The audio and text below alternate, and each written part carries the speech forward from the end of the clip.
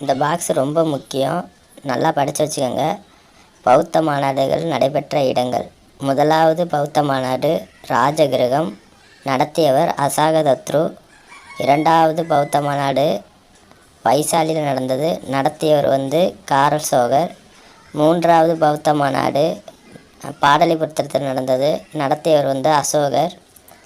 நான்காவது பௌத்த மாநாடு காஷ்மீரில் நடந்தது, இது கனிஷ்கர் நடத்தினார். பௌத்த சமயம் இரு பிரிவுகளை கொண்டுள்ளது. அது ஹீனாயனம், மகாயனம் ஆகும். இந்த ஹீனாயனத்தில் புத்தரின் சிலைகளையோ உருவப்படங்களையோ வணங்க மாட்டார்கள்.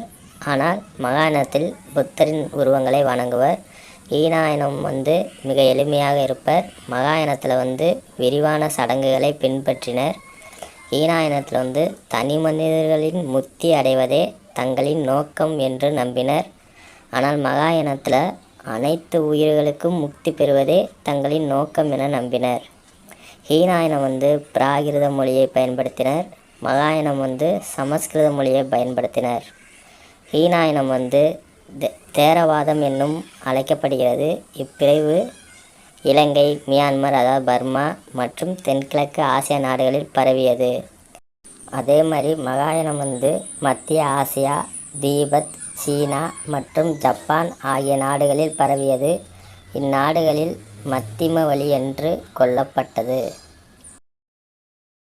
மகாவீரரின் தலைமை சீடரான கௌதம சுவாமி மகாவீரரின் போதனைகளை தொகுத்தார். அதன் பெயர் ஆகம சித்தாந்தம். இதில் ஆகம சித்தாந்தத்தை தொகுத்தவர் யாருன்னு கேட்பாங்க. கௌதம சுவாமி.